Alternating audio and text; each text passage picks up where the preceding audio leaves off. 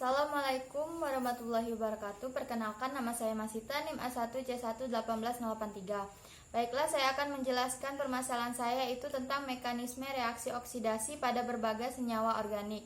Permasalahan saya yang pertama yaitu mengapa reaksi oksidasi menjadi aldehida menggunakan berbagai reaksi oksidator tetap menghasilkan asam karboksilat. Alasan saya mengambil permasalahan ini karena menurut artikel yang saya baca, apabila reaksi oksidasi terhadap aldehid akan tetap menghasilkan asam karboksilat.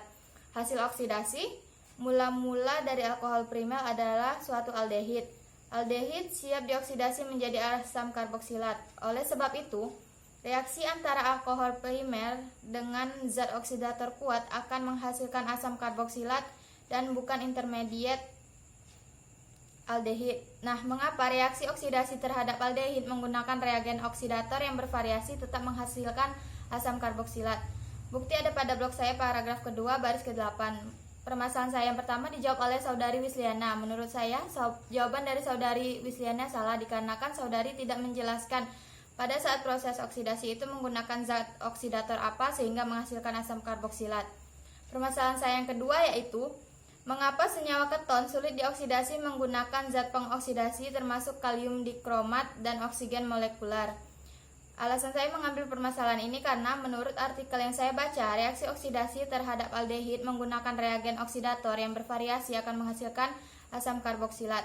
Oksidator yang paling umum digunakan untuk aldehid adalah kalium dikromat. Senyawa golongan keton sukar dioksidasi menggunakan oksidator apapun termasuk kalium dikromat dan oksigen molekular. Nah, mengapa senyawa golongan keton sukar dioksidasi menggunakan oksidator apapun termasuk kalium dikromat dan oksigen molekular? Bukti ada pada blog saya paragraf ketiga baris ke-6. Sanggahan permasalahan saya yang kedua dijawab oleh Wafika Alfia. Menurut saya jawaban dari saudari Wafik ini salah dikarenakan saudari tidak menjelaskan mengapa kalium permanganat yang bisa mengoksidasi keton. Permasalahan yang ketiga yaitu apakah jenis oksidasi yang digunakan untuk mengoksidasi senyawa alkohol tersier dan zat apa yang digunakan?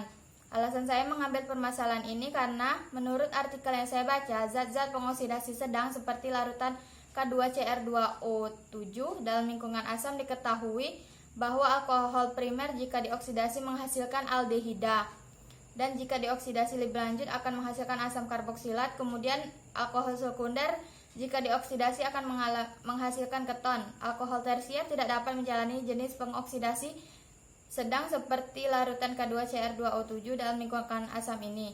Nah, jenis oksidasi yang seperti apa yang bisa digunakan untuk mengoksidasi senyawa alkohol tersier dan zat apa yang digunakan? Bukti ada pada blog saya paragraf ke-7 baris ketiga. Permasalahan saya yang ketiga dijawab oleh Ermawati. Menurut saya, jawaban dari saudari Ermawati ini salah dikarenakan menurut artikel yang saya baca, dalam larutan alkohol tersier itu bisa dioksidasi. Nah, apakah saudari bisa menjelaskan alasannya? Baiklah, sekian dari permasalahan saya. Wassalamualaikum warahmatullahi wabarakatuh.